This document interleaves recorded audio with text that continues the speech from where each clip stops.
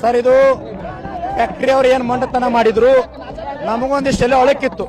ಯಾವ ರೀತಿ ಹೋರಾಟ ಮಾಡೋದು, ಹೈವೇಕ್ ಹೋಗೋದು, ಇಲ್ಲೇ ಮಾಡೋದು, ಚಳವಳಿ ರೂಪ ಬೇರೆ ತಗೊಳ್ಳೋದು, ಫ್ಯಾಕ್ಟ್ರಿ ಅವ್ರನ್ನ ಯಾವ ರೀತಿ ಭಾಗಿಸ್ಬೇಕು ಅಂತೇಳಿ ಸಾಕಷ್ಟು ಜಾರಿ ಚರ್ಚೆಯನ್ನು ಮಾಡಿದಾಗ ನನಗನ್ನಿಸ್ತು, ನಂಜುಂಡಸ್ವಾಮಿ ಅವರ ತತ್ವ ಹೆಂಗಿತ್ತು ಅಂದ್ರೆ, ಸರ್ಕಾರ ನಾವಿದ್ದಲ್ಲಿ ಬರಬೇಕು, ಅಧಿಕಾರಿಗಳು ನಾವಿದ್ದಲ್ಲಿ ಬರಬೇಕು. ತಾವು ನೋಡಿದಿರಿ, ನಾನು ವೇದಿಕೆ ಬಿಟ್ಟು ಒಂದು ಕ್ಷಣ ಹೊರಗೆ ಹೋಗ್ಲಿಲ್ಲ. ಯಾಕಂದ್ರೆ ರೈತರನ್ನ ಮಣ್ಣು ಕೊಡ್ತಕ್ಕಂಥ ಕೆಲಸ ಆಗೋದು.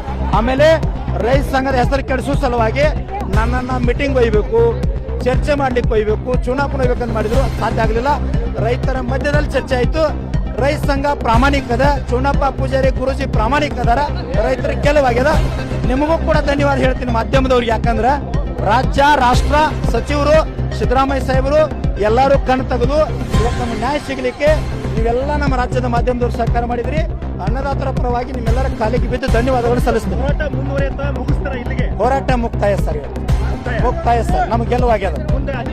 ಅಧಿವೇಶನದಲ್ಲಿ ನಾನು ಚುನಾಪ ಮಾತಾಡ್ಕೊಡ್ತೀವಿ. ನಮ್ಮ ರಾಜು ಪವಾರ್ ಅವರು ಎಲ್ಲ ಮುಖಂಡರು ಮಾತಾಡಿಕೊಂಡು ಒಂದು ನಿರ್ಧಾರ ಮಾಡಿಕೊಂಡು ಮಾಧ್ಯಮಗೋಷ್ಠಿಯನ್ನು ಬೆಳಗಾವಿಯಲ್ಲಿ ಮಾಡಿ ನಿಮಗೂ ಕೂಡ ವಿಷಯವನ್ನು ತಿಳಿಸ್ತೀವಿ. ಇಲ್ಲ ಸರ್, ವೇದಿಕೆ ಇರಲ್ಲ. ಕ್ಲಿಯರ್ ಆಯ್ತು. Okay, thank you.